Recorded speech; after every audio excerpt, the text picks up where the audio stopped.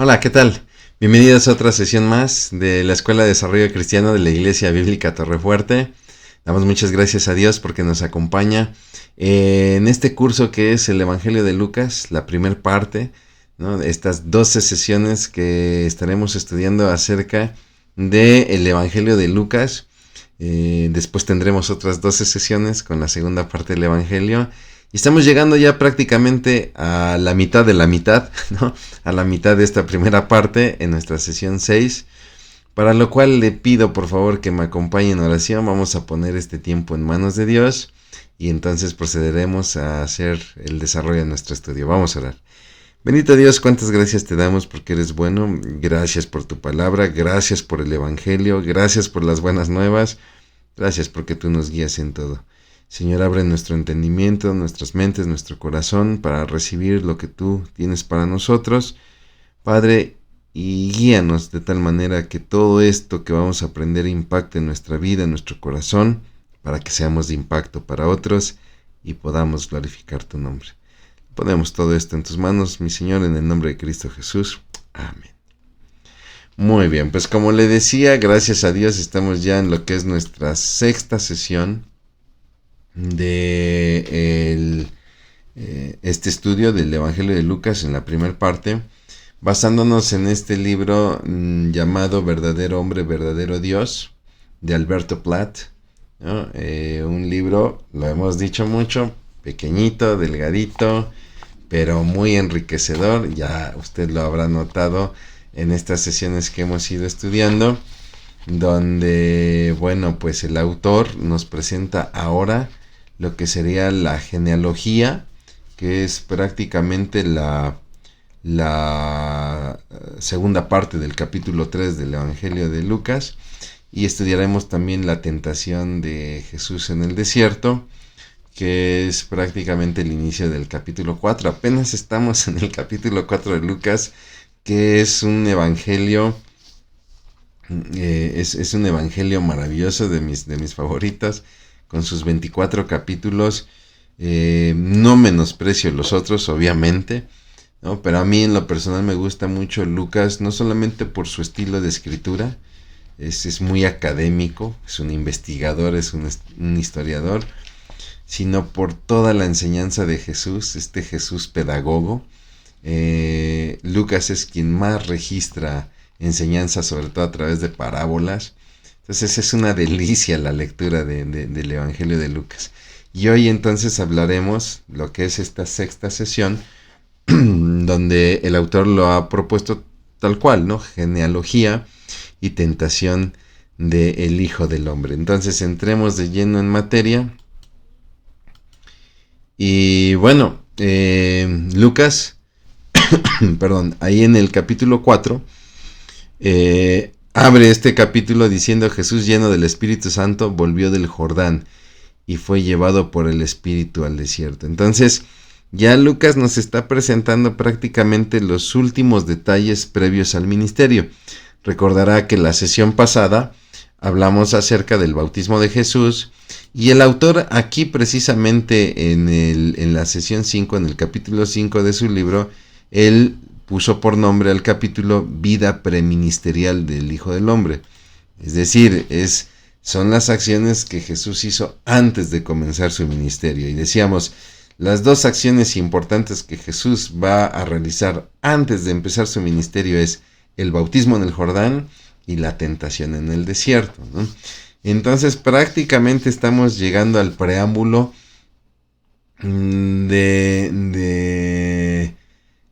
pues lo que más nos importa, lo que más nos interesa, lo que más nos impacta, que es precisamente estos 3 años de ministerio del Señor Jesucristo, donde habrá milagros, donde habrá enseñanza, donde habrá confrontaciones, donde habrá muchas situaciones en las cuales el Señor Jesucristo revela al Padre, donde el Señor Jesucristo nos confronta a cada uno de nosotros, porque cada vez que confronta a los discípulos, cada vez que confronta a los fariseos, a los escribas, en cierta manera nos confronta también a nosotros, ¿no?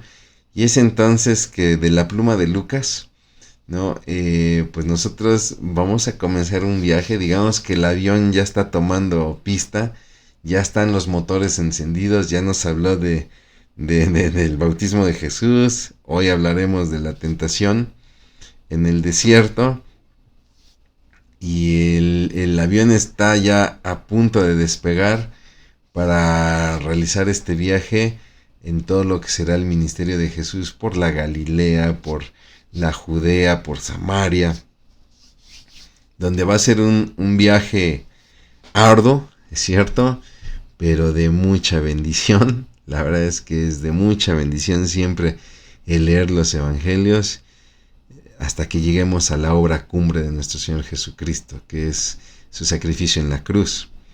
Y no solamente ahí, ¿no? Su resurrección del sepulcro. Y bueno, si vamos más lejos, entraríamos al libro de los Hechos, pues su ascensión, ¿no? Pero bueno, entremos entonces también aquí de lleno a lo que sería la genealogía, ¿no? Le repito, ya en los últimos versículos del capítulo 3, Lucas nos presenta la genealogía de Jesús, donde, perdón, valdría la pena la pregunta, ¿por qué nos atraen tanto las genealogías? Somos muy dados nosotros a buscar las genealogías, ¿no? Los famosos árboles genealógicos. ¿Por qué nos gusta mucho esto? Bueno, número uno, porque nos gusta conocer nuestras raíces, ¿no? Cuál es nuestra procedencia, de dónde venimos. En mi caso lo he comentado en muchas ocasiones, ¿no? Me gusta mucho el bromear, porque aquí en Puebla, donde tenemos la Iglesia Bíblica Torrefuerte, Puebla es una ciudad de paso entre la Ciudad de México, capital de nuestro país, con uno de los puertos más importantes, sobre todo por su historia, que es el puerto de Veracruz, donde llegaron los españoles, ¿no? Y entonces se necesitaba una ciudad que fuera el punto intermedio entre el puerto de Veracruz y la ciudad de destino, que era la capital, la Ciudad de México. Y en el comercio, etcétera, se necesitaba una ciudad intermedia, y los españoles crearon la ciudad de la Puebla de Los Ángeles, ¿no? Obviamente habitada mayormente por españoles, y eso ha generado que de repente en nuestros días la gente de Puebla se sienta muy orgullosa por sus raíces españolas, ¿no? Y es una plática muy común: ¿de dónde vienes?, ¿no? Pues mis abuelos son aragoneses, ¿no? De hecho, nuestro apellido es Aragón o Castilla o qué sé yo, ¿no? Y a mí me gusta mucho bromear con eso, porque yo les comento que yo soy de ascendencia francesa. Y todo el mundo es así como, wow, ¿no? Ok. ¿Y quién es tu abuelo? O ¿de dónde son? ¿De París? ¿De Nantes? ¿No? ¿De Bordeaux? Y yo, pues en realidad no lo sé. Lo único que sé es que en la intervención francesa en México, un soldado francés violó a la que es mi bisabuela materna, ¿no? Y de ahí vino mi abuela y luego mi mamá y su servidor, ¿no? Si me preguntan el nombre de aquel soldado francés, no lo sé. Y quiénes eran los padres de ese soldado francés, no lo sé, ¿no? Yo creo que esto explica lo güero. Pero somos muy dados en este asunto de las genealogías, ¿no? Y está bien, no está mal, ¿no? ¿Por qué? Porque también queremos saber si dentro de nuestros antepasados hay personas que son motivo de orgullo, o si dentro de nuestros antepasados hay personas que son motivo de vergüenza. Recuerdo mucho una película, seguramente usted la ha visto, se llama Hitch, con Will Smith, ¿no? Donde él conoce una chica y quiere tener un detalle con ella, y entonces él sabe que es una chica que procede de inmigrantes ahí en la ciudad de Nueva York, y entonces la lleva a un museo donde están los registros de todas las personas que llegaron como inmigrantes a Nueva York, ¿no? y él logra encontrar al nombre de su bisabuelo, si no me equivoco. La chica, el personaje es Sara Melas, y entonces el abuelo, si no mal recuerdo, el bisabuelo es Juan Melas. Y lleva a la chica al museo y la lleva al libro, y entonces en el libro está el nombre y tal. Le dice, mira, ¿ya viste qué dice ahí? Y ella ve el nombre del abuelo, ¿no? Y aunque hubiera parecido un detalle muy lindo, la película ahí da un giro. ¿Por qué? Porque la chica se quiebra y empieza a llorar, ¿no? Empieza a llorar terriblemente. Y el mismo Will Smith, ¿no? En este caso Hitch, dice, esto no me lo esperaba, ¿no? La explicación de la chica es que este abuelo pues había sido un delincuente, había sido un asesino y violador, etcétera, ¿no? Y bueno, pues a veces las genealogías nos permiten ver que dentro del desarrollo de las generaciones, de las familias, pues hay personas como llamamos non gratas, ¿no? Para el pueblo judío, la genealogía es algo muy importante. ¿Por qué? Porque recuerde que el origen del pueblo judío se da en las 12 tribus de Israel. Entonces, para los judíos es muy importante saber la procedencia, de qué tribu procedes, ¿no? ¿Y por qué es importante conocer la procedencia? Porque hay tribus que están, digámoslo así, delegadas para ciertos oficios o ciertos cargos dentro de la nación de Israel, ¿no? Es así que, por ejemplo, la tribu de Judá, por ejemplo, estaba determinada sobre todo para cargos de reinado. Entonces, cualquiera que aspiraba, hablemos del Israel tardío, del Israel de la era de los reyes, ¿no? Cualquiera que anhelaba el trono, pues tenía que proceder de la tribu de Judá, ¿no? De hecho, la promesa mesiánica es que el Mesías se levantaría procedente de la tribu de Judá, ¿no?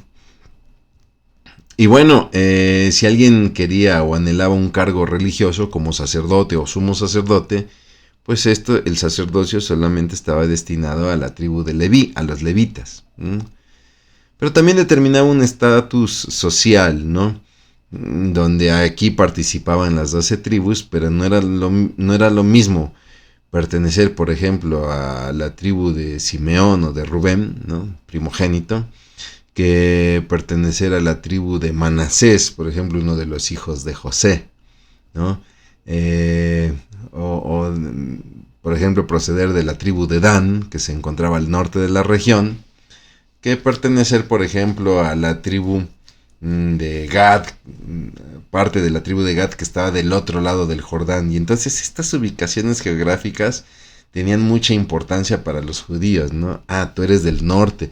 En el norte la gente era muy violenta, ¿no? Ah, tú eres de los que se quedaron del otro lado del Jordán. Eres de los que no quiso tener parte de heredad con nosotros. Bueno, nos ayudaste a conseguir la tierra prometida, pero pues qué mal que no te quisiste quedar con nosotros, ¿no? Créame que sí eran cuestiones que sí permeaban e impactaban en los judíos, ¿no? Bueno, es así entonces que Lucas presenta la genealogía de Jesús. Hay dos evangelios que presentan la genealogía de Jesús. Lo hace Mateo y lo hace Lucas, ¿no? Pero Mateo presenta la genealogía de Jesús desde Abraham. Perdón, Lucas lo va a hacer desde Adán. ¿Por qué? Porque Mateo, él busca presentar a Jesús como el Mesías ante los judíos, ¿no? Y entonces ante los judíos, Mateo tiene que demostrar que Jesús viene de David, de la casa de David, procede de la casa de David y procede de la casa de Abraham, para quien fue dada la promesa, ¿no? Lucas se va a ir más lejos. ¿Por qué? Porque su evangelio lo escribe más hacia el pueblo gentil. Y entonces tiene que demostrar que Jesús es perfecto hombre. De ahí que el título del estudio que tengo acá, verdadero hombre, verdadero Dios, porque ese era el corazón de Lucas. Él quería demostrarle al mundo gentil que tenía esta corriente filosófica de estos dioses pasionales, mitad humanos, mitad divinos, ¿no? Pero que siempre sus pasiones les traicionaban. Lucas quería demostrar que Jesús era hombre y era Dios, pero era un perfecto hombre y un perfecto Dios. Y entonces él se va hacia Adán. Desde Adán comienza a dar toda la genealogía, ¿no? Ambos, Lucas y Mateo, coinciden en las genealogías desde Abraham hasta David, ¿no? Le puse aquí un cuadro donde tenemos la genealogía de Abraham a David. Y aquí prácticamente tanto el evangelio de Lucas como el de Mateo van igualitos, ¿no? Pero es a partir de David hacia Jesús donde hay diferencias. ¿Por qué? Aquí note usted las diferencias, porque Mateo va a seguir la línea a partir de Salomón. David tiene a su hijo Salomón, y a partir de ahí va a seguir una línea que lo va a llevar hasta José. ¿Ok? Lucas va a tomar a partir de David no a Salomón, sino a Natán, otro hijo de David, cuya genealogía nos va a llevar a María. Entonces, para cualquiera que pueda decir, bueno, es que Jesús no puede ser de la línea de David, porque no es hijo de José. José no tomó a María por esposa y tuvo relaciones con ella. Dice la palabra que María concibió de parte del Espíritu Santo. Ok, pero sale del vientre de María, si es descendiente de ella, bueno, también María procede de la casa de David, ¿no? Es decir, Jesús es descendiente de David y por lo tanto Jesús tiene derecho al trono. Jesús era el rey, o es el rey, perdón, es el rey que vino para reinar, que su pueblo no le conoce, no le reconoce, le rechaza. ¿Por qué?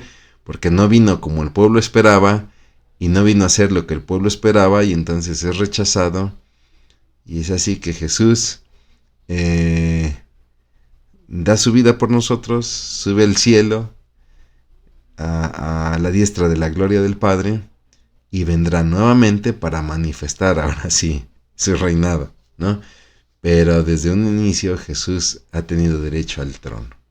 Bien, es así entonces que cerramos el capítulo 3 y entramos al capítulo 4, donde se da el pasaje de la tentación en el desierto, ¿no? Donde era el pasaje que leíamos aquí en la primera lámina, ¿no? Jesús, lleno del Espíritu Santo, acababa de ser bautizado, ¿no? O bueno, al menos los evangelios nos narran que se da el bautismo donde se presenta ante Juan el Bautista, donde Juan el Bautista dice, oye, yo debiera de ser bautizado por ti y tú vienes a mí. Y Jesús le dice, es que es necesario que cumplamos con toda justicia del Padre. Si el Padre lo determinó, aunque yo no tengo necesidad de bautizarme porque no tengo pecado por el cual arrepentirme, yo también voy a cumplir porque tengo que mostrar la obediencia al Padre, ¿no? Y entonces nos narra el evangelista que Jesús, lleno del Espíritu Santo, vuelve del Jordán y entonces es llevado por el Espíritu al desierto, ¿no? Y entonces es aquí donde llegamos a el pasaje de la tentación en el desierto. Perdón, ¿qué es tentación? Bueno, tentación no es otra cosa sino la incitación a pecar. Tentar es seducir a alguien para llevarlo hacia el pecado, ¿no? Ojo, la tentación no es un pecado en sí, ¿no? La tentación lo que busca es provocar el pecado. Déjeme ponerle un ejemplo. robar es un pecado. Pero si de repente usted está en su trabajo, ¿no? Y alguien dejó la caja registradora abierta y ahí hay dinero, no tiene cámaras, nadie lo ve, es mucho dinero, si toma usted un poco, nadie se va a dar cuenta, ahí se está llevando a cabo el proceso de tentación. Ahí tenemos el proceso de tentación. Si lo tomo un poco, nadie se va a dar cuenta. Y entonces, si lo llevo a cabo, ejecuto el robo. Y ahí sí ya tengo un problema de pecado. Quizá usted puede ver el dinero, ve que no hay cámaras, no hay nadie presente. Efectivamente es mucho dinero. Con que usted tome un poco, no va a pasar nada, nadie se va a dar cuenta. Ahí está usted pasando el proceso de la tentación. Está usted en casa, está descansando, está viendo el televisor, empieza a cambiarle el canal. Viene usted cansado del trabajo, ya empieza el fin de semana. Vamos a hablar de un viernes por la noche. Empieza usted a ver qué hay en la televisión y por ahí se encuentra con un canal donde hay chicas que están sin ropa o se están quitando la ropa. Y viene la tentación. Estoy solo, nadie me ve. ¿Qué tanto es tantito? ¿Es normal? ¿Es erotismo? ¿Es parte de nuestra naturaleza humana? Lo que usted quiera. Eso es tentación, pero no es pecado. El pecado se da cuando yo empiezo a ver la pornografía que se está proyectando y empiezo a tener deseos sexuales incorrectos. Y más si estoy casado, pues inclusive hasta... Aunque para muchos es exagerado, es la realidad, estoy adulterando. Porque Jesús dijo que cualquiera que vea a una mujer y la desee en su corazón, ya adulteró. Nota usted la diferencia entre la tentación como tal y el pecado, ¿no? Cuando ya se ejecuta el pecado. Entonces el pasaje nos narra un encuentro de Jesucristo con Satanás, ¿no? Y bueno, este encuentro lo vamos a ver narrado en tres evangelios. Nos lo narra Mateo, Marcos y Lucas. Mateo y Marcos lo narran de manera detallada. Marcos solamente, digamos que lo refiere, ¿no? Jesús fue llevado al desierto para ser tentado. Punto. No nos dice en qué consiste la tentación. Mateo y Lucas sí lo van a hacer. Hay aquí una polémica. Porque de repente para las personas que siempre están atacando a la Biblia, dicen es que ahí hay una contradicción en la Biblia. Porque un evangelista presenta un orden de la tentación y el otro evangelista presenta otro orden, ¿no? Mateo, los dos coinciden en que viene la primera tentación, que es convertir las piedras en panes. Pero Mateo después habla de que Jesús es llevado a la parte más alta del templo y después es llevado a un monte alto, y Lucas hace lo contrario, nos dice que primero es llevado a un monte alto y después a la parte más alta del templo, ¿no? Bueno, ok. Número 1, no hay contradicción, ¿sí? Eso no es una contradicción, hay un cambio de orden. Es como si yo le dijera, fui a una comida. ¿Quién te acompañó? Ah, pues me acompañó mi amigo Mateo, Marcos y Lucas. Y después otra persona me pregunta, ¿dónde andabas? Fui a una comida. ¿Y con quién fuiste? Ah, pues fui con mi amigo Mateo, Lucas y Marcos. Acabo de cambiar el orden, pero no me estoy contradiciendo. Entonces hay que tener mucho cuidado cuando de repente llamamos a las cosas como no son, ¿no? Eso no es una contradicción. Una contradicción sería el que doy una versión de un hecho y después doy otra versión diferente del hecho, ¿no? Que no pueden ser hermanados, si me permite el término, ¿no? Es decir, si un evangelista me narrase que Satanás le pide a Jesús o le dice a Jesús que si es el Hijo de Dios, convierta las piedras en pan, Y Jesús lo hace. Imagínense que el evangelista me narra, Jesús convirtió las piedras en pan, pero no las comió para demostrarle a Satanás que no solamente de pan vive el hombre. Ahí sí hallamos una contradicción. A ver, espérate, porque un evangelista dice que nunca convirtió la piedra en pan. Y otro evangelista dice que sí la convirtió. Entonces sí tenemos una contradicción. Fíjese, inclusive, aunque un evangelista me dijera que Satanás le pide a Jesús que convierta las piedras en peces, no hay contradicción. Bueno, una versión dice que convierte las piedras en pan, otra versión que convierte las piedras en peces. No hay contradicción, hay una variante. El punto esencial del mensaje es que Jesús convirtiese las piedras en alimento para ceder ante la tentación, ¿no? No hay tal. Ambos evangelistas nos dicen que Satanás le pide que convierta las piedras en pan, ¿no? Un evangelista da un orden de tentaciones, el otro da otra orden, pero no hay contradicción. De hecho, tenemos que ser conscientes que no es la única vez que Jesús va a sufrir tentación. Jesús seguramente fue tentado muchas ocasiones. Vamos a ver al final del pasaje que una vez que Jesús vence estas tentaciones, dice la palabra que Satanás le dejó por un tiempo. ¿Ok? Pero seguramente Jesús vivió muchas tentaciones y una referencia que le comparto es la que está precisamente aquí en Hebreos. Es el capítulo 4 de Hebreos, el versículo 15, que nos dice, porque no tenemos un pontífice, está hablando de Jesús, que no se pueda compadecer de nuestras flaquezas, mas tentado en todo, según nuestra semejanza, pero sin pecado, ¿no? O sea, Jesús fue tentado en todo. Déjame leerle la versión Nueva Traducción Viviente.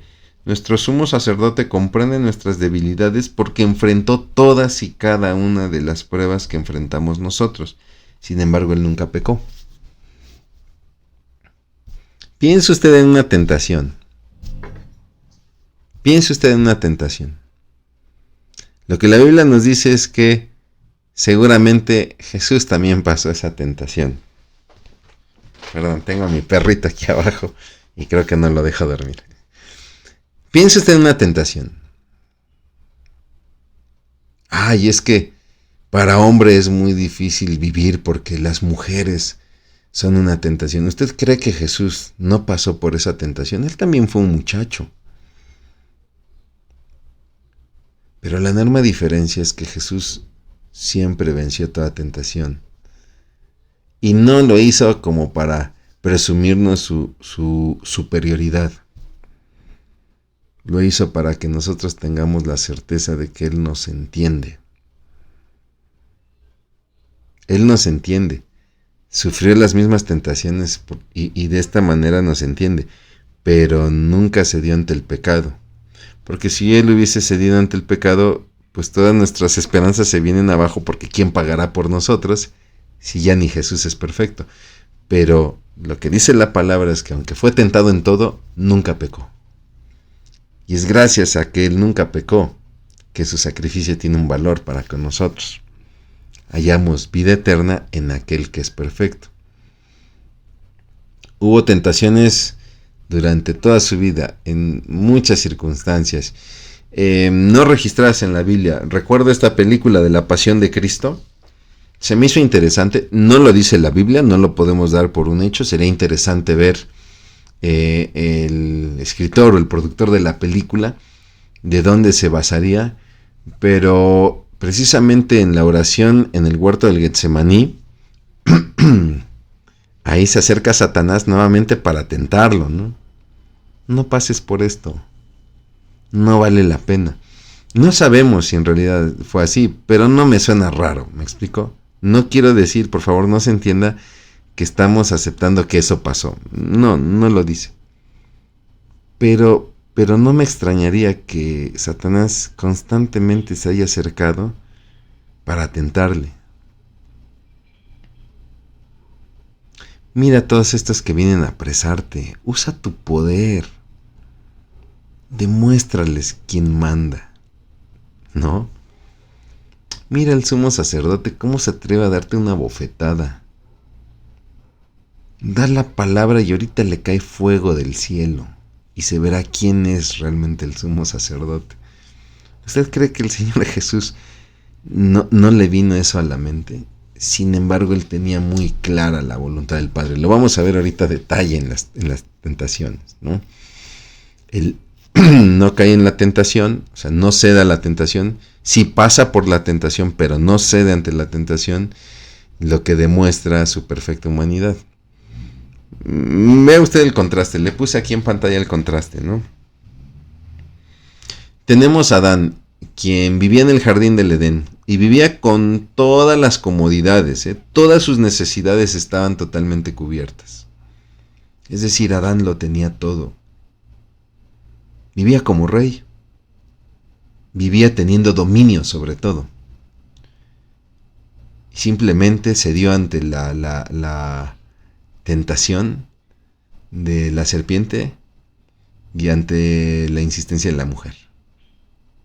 Aclaro, sin culpar a la mujer. La culpa del pecado de Adán es de Adán. Pero cede. Él sabía la voluntad del Padre. Pueden comer de todo árbol, pero no comerán del árbol del conocimiento del bien y del mal. Y aunque él trata de poner pretextos, la mujer que tú me diste, la realidad es que él cede a la tentación y él es autor y responsable de esa caída, ¿no? Sin embargo, Jesús, que nace en un pesebre, porque ya no hay lugar, donde pues es adorado por pastores, lo veíamos en las sesiones anteriores, ¿no? Una clase social muy menospreciada, donde está pasando 40 días en el desierto sin comida, ¿no? Hay gente que dice, eso es imposible, ninguna persona puede vivir sin comer 40 días, ¿no? Posiblemente su alimento sería muy sencillo. Explico. El judío de repente cuando oraba y entraba en situaciones de ayuno, comía lo menos posible para tener esta aflicción en la carne, ¿no? Entonces sí, seguramente Jesús por ahí iría comiendo pequeños pedazos de pan. No lo sé. O quizá la Biblia es literal y en verdad Jesús no comió durante los 40 días. Sí, humanamente es imposible. Yo en lo personal, y aclaro, es personal, yo me inclino por pensar que sí comía o al menos tomaba un poco de agua, ¿no? Porque si Jesús no hubiese comido en 40 días, efectivamente eso no es una capacidad humana. Y hay quienes argumentan, sí, pero no era cualquier hombre, era el Hijo de Dios. Bueno, entonces ya estaría echando mano de su capacidad divina y entonces ya no es el perfecto hombre, ¿no? Pero el punto no es ese, no entremos en la discusión de este punto, ¿no? Eso pues, quedará para alguna charla posterior. El punto es este. La condición es adversa, hay hambre. De hecho, Lucas dice que estaba 40 días sin comer y estaba junto a las fieras. No lo dice Lucas, lo dice Marcos, pero que ahí estaban las fieras. O sea que había animales salvajes, ¿no? No sé si le ha pasado, de repente asiste usted a algún lugar y se ha topado con algún animalito. Recuerdo alguna vez un cumpleaños de mi hija, quería que la lleváramos al parque, la llevamos al parque. Y resulta que nos encontramos ahí una serpiente, ¿no? Y pues no es así como algo muy agradable. Bueno, hay gente que les encantan este tipo de animales. La verdad no son muy mi pasión. Y yo digo como que, oye, una serpiente. Vámonos.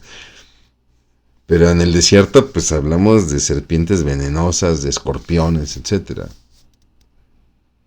Es decir, es un ambiente completamente diferente al jardín del Edén, con un Jesús completamente diferente a Adán. No es un Jesús que muestra el dominio en todo. No quiero decir que no lo tenga,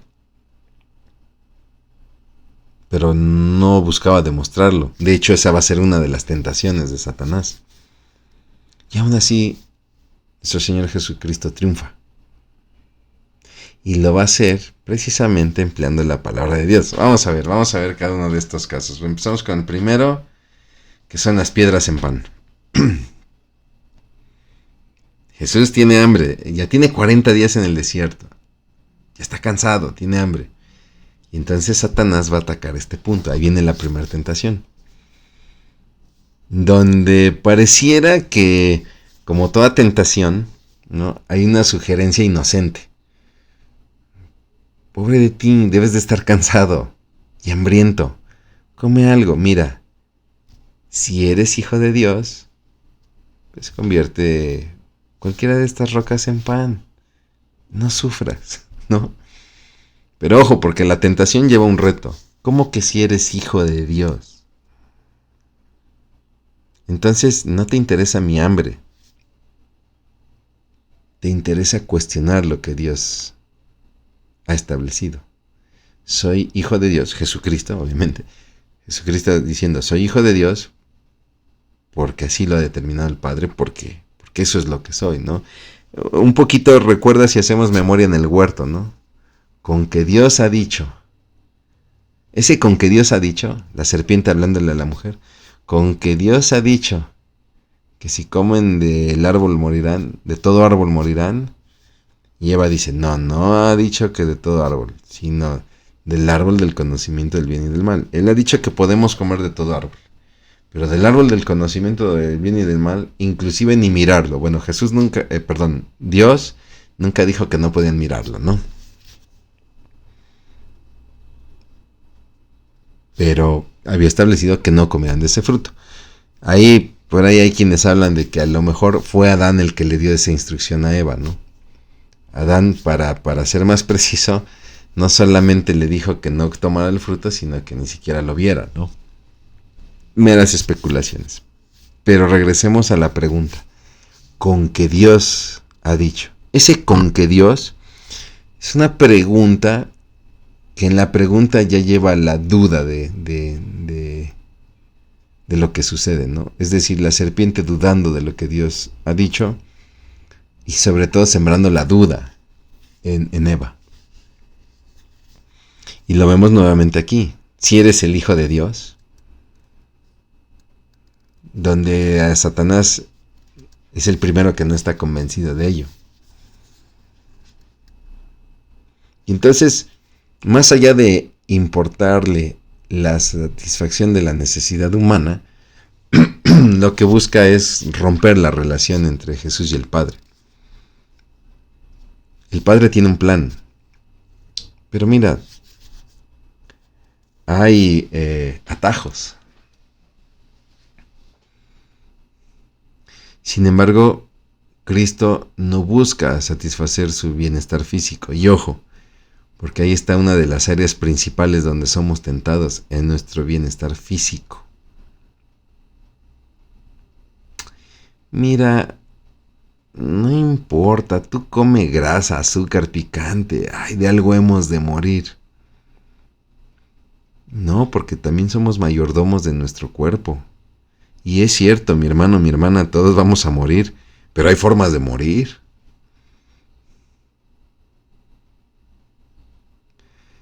Mira,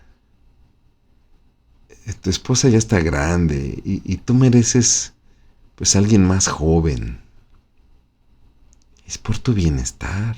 Necesitas una salud física, sexual, etc. No. El modelo del matrimonio está bien establecido en la palabra. Por lo tanto, el hombre se llegará a su mujer y serán una sola carne. Y no necesita estarse refrescando posteriormente con personas más jóvenes.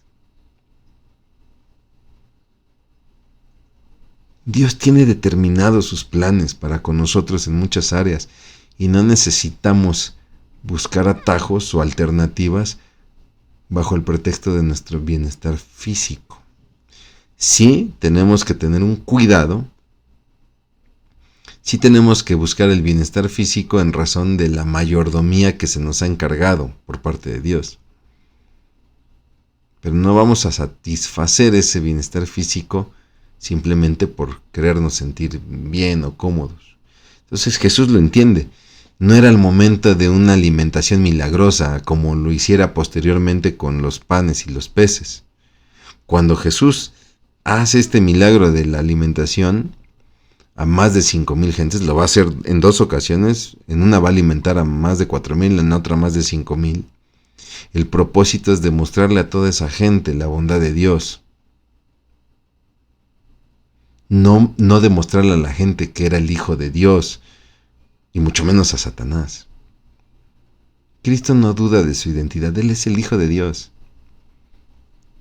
Y no está preocupado por lo que le va a pasar. Él entendía muy bien su destino. Su destino iba a ser que Él iba a morir en la cruz, no en el desierto.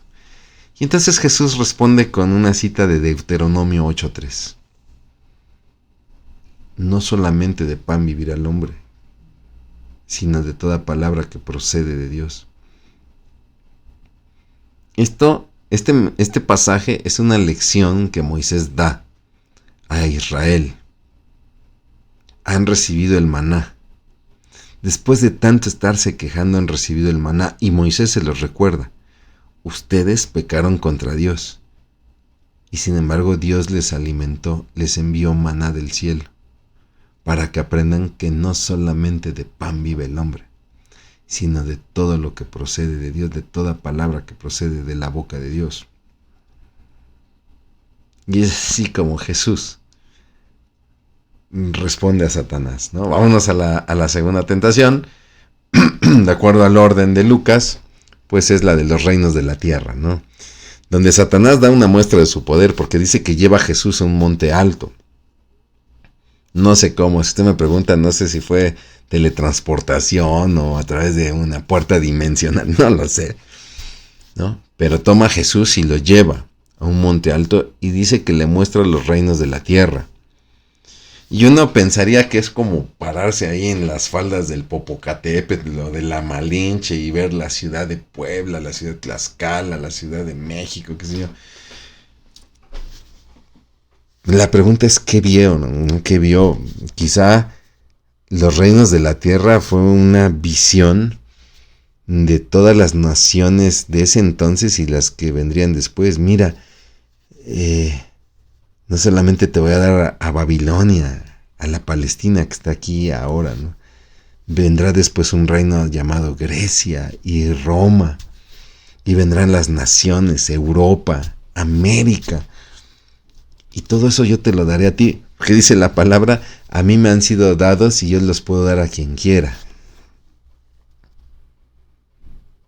Sin embargo, pues sí es cierto, Satanás es el Dios de este mundo, el príncipe de este siglo, así lo describe la Biblia, pero es un reinado temporal. Es cierto, a él se le han dado a las naciones y las puede dar a quien él quiera por un tiempo, porque después regresará Cristo para reinar. Entonces, Cristo no busca satisfacer su hambre de poder o de éxito, que muchas veces es un área sobre la cual somos tentados. Cristo no va a discutir con Satanás. No decir, a ver, espérate, para empezar eso ni te pertenece. Mira, es por un tiempo, después yo voy a regresar y me va a pertenecer a mí. Cristo entiende, esta oferta es un espejismo, su posesión es temporal. Y el precio que involucraba, ¿no? Todo esto te daré si postrado me adoras. Y Jesús le pudo haber echado en cara, ay amigo, discúlpame, te voy a derrotar en la cruz. No, Jesús no se enfrasca en esto. Porque Él sabe que al final Él va a reinar sobre todo. Pero lo hará de acuerdo al plan de Dios. Y entonces simplemente responde con dos citas. Son las mismas palabras que se hallan replicadas en dos citas. Deuteronomio 6:13 y Deuteronomio 10:20, ¿no? Donde dice la cita: al Señor solamente servirás y a Él solamente adorarás. No quiero parafrasear mal la cita, déjeme se la comparto. Voy a tomar la del 6:13. Dice: teme al Señor tu Dios y sírvele a Él, ¿no? En Reina Valera dice: a Jehová tu Dios temerás y a Él solamente servirás, ¿no? Esa es la respuesta que da Jesús, tomada del libro de Deuteronomio. ¿Qué está pasando en Deuteronomio? Es Moisés escribiéndole al pueblo y le está dando los estatutos por segunda vez a una generación que no vivió la salida de Egipto. Es esta generación donde, o quizás sí la vivió, ¿no? Pero me refiero a esta generación donde los padres están en el desierto, envían a 2 espías, de los cuales 2 de ellos dicen: pues si Dios ya dijo que nos va a dar esa tierra, vamos. Pero los otros 10 dicen: no. Junto a ellos parecemos langostas, son gigantes, y junto a ellos parecemos langostas, y es una tierra que devora a sus habitantes, no la vamos a poseer. Y el pueblo decide creerle más a ellos, y entonces Dios determina que el pueblo vague por 40 años para que esa generación muera y no entre por no haber creído, ¿no? Pero sí van a entrar sus hijos. Y entonces Moisés escribe el Deuteronomio para esta generación, donde repite la ley, y en la repetición de la ley encontramos este pasaje de Deuteronomio 6:13, ¿no? A Dios solamente temerás y solamente a Él servirás, ¿no? Esa es la respuesta que Jesús le da a Satanás ante la oferta de: todo esto te daré si postrado me adorares, ¿no? Y bueno, viene la tercera tentación, que es donde Jesús es llevado al pináculo del templo, es decir, la parte más alta, ¿no? Y donde nuevamente Satanás le reta: mira, si eres el Hijo de Dios. Pero ahora, a diferencia de los 2 anteriores, él también va a usar la escritura. Y utiliza precisamente el Salmo 91.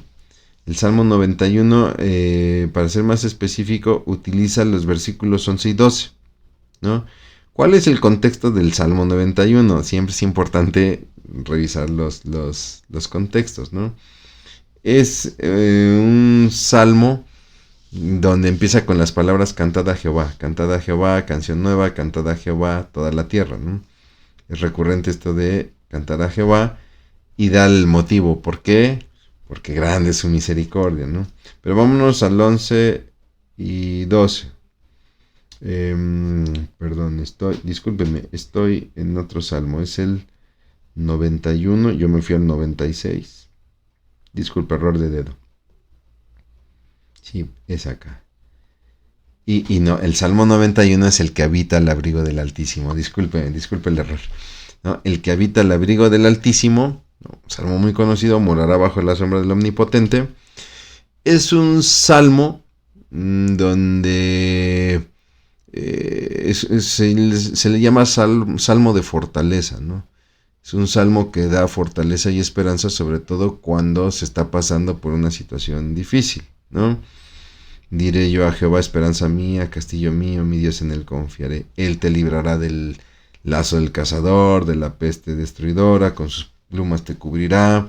Sí, se entiende la idea de que es un salmo que trae consuelo, esperanza, fortaleza, sobre todo si se está pasando una situación difícil. Y entonces, dentro de este salmo, ahí en el verso 11 dice, pues, lo tomo, desde el 10. No te sobrevendrá mal, ni plaga tocará tu morada, pues que a sus ángeles mandarás acerca de ti, que te guarden en todos tus caminos, en las manos te llevarán para que tu pie no tropiece en piedra, ¿no? Note usted la intención del salmo original. Note usted lo que hace Satanás con el salmo. Si eres el Hijo de Dios, o sea, sigue sin convencerme, pero si eres el Hijo de Dios, aviéntate. Estamos a 130 metros de altura, es la parte más alta del templo.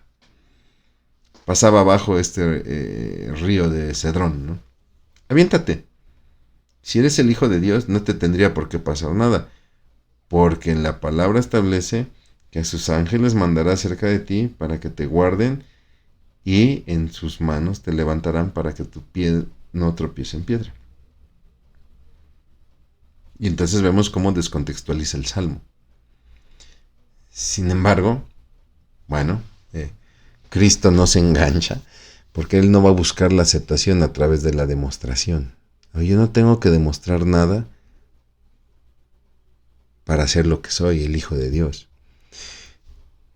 Mire, si lo analizamos, si Jesús hubiera cedido y Él se hubiera aventado, efectivamente los ángeles lo hubieran rescatado y esto hubiera sucedido a la vista de todos. ¿Sí me explicó? Y entonces Jesús hubiera ganado la aceptación de todo el pueblo, de los líderes religiosos, por la gran proeza que ha hecho para con su persona. Sin embargo, Jesús jamás va a buscar la aceptación de todos a través de demostraciones de ese tipo. Era la insistencia de los sacerdotes y los fariseos: si eres el Hijo de Dios, haz una señal, pero una señal sobre ti para que podamos creer. Jesús les dice: yo he hecho muchas señales, sí, pero es sobre otros, ya he sanado a otros, pero algo que manifieste que tú eres especial. No, es que no era la manera, no era el plan de Dios hacerlo así. Y entonces Jesús responde a Satanás con Deuteronomio 6:16. ¿No? Deuteronomio 6:16, permítame, lo tengo aquí. Es la respuesta que da a Jesús a Satanás. Nuevamente, estamos en el pasaje donde Moisés está leyendo la ley a la nueva generación, ¿no? Y lo que responde Jesús: no tentaréis a Jehová vuestro Dios como lo tentasteis en Masa, ¿no? Dice, por ejemplo, la Nueva Traducción Viviente: no pondrás a prueba al Señor tu Dios como cuando te quejaste contra él en Masa, ¿no? Digamos que el Señor Jesucristo tomó nada más la primera parte del versículo. No voy a hacer esto que me pides de aventarme, porque no voy a tentar al Padre, porque la palabra dice, la Escritura dice: no tentarás a Dios. Y entonces, les repito, nos dice la Escritura que Satanás no se da por vencido porque se alejará de Jesús por un tiempo. Entonces Jesús demostró en el desierto su fidelidad al plan de Dios, por encima de cualquier otro plan, y aún por encima de sus necesidades y anhelos humanos. Bueno, para terminar con estas preguntas de reflexión, ¿qué tan importante es para usted en su genealogía contar, por ejemplo, con padres cristianos, o si usted es el primer cristiano en su generación? Es muy agradable platicar con hermanos que me cuentan de sus papás, o inclusive desde los abuelos. No es que mi abuelo fue el primer cristiano que llegó a esta ciudad, o fue parte de la primera iglesia cristiana, y es hermoso, ¿no? En mi caso, yo soy el primer cristiano en mi familia, ¿no? Nadie en mi familia es cristiano, y también es de mucha bendición, ¿no? Cristo venció la tentación al entender el propósito de Dios usando las Escrituras. De esta manera le responde a Satanás con las Escrituras. ¿Por qué? Porque él tenía claro el propósito y los planes de Dios. La pregunta es: ¿usted entiende el plan de Dios a través de la Biblia? ¿Usted entiende los propósitos y las maneras en cómo Dios trabaja a través de la Escritura? ¿O se sigue peleando con sus propios planes? ¿Cómo busca usted satisfacer sus necesidades físicas y emocionales? Es decir, ¿permite que sean cubiertas por Dios? ¿O está buscando atajos?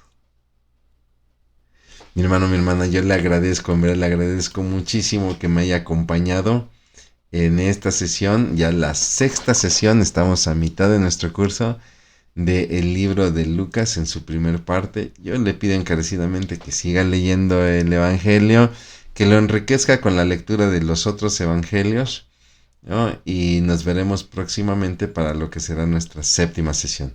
Haré una breve oración y concluiremos nuestra clase. Bendito Dios Padre, cuántas gracias te damos porque eres bueno. Gracias, Señor, por tu palabra. Gracias porque tú nos bendices a través de ella, Señor. Gracias porque tu Hijo Jesucristo ha vencido, Señor, es vencedor, Padre.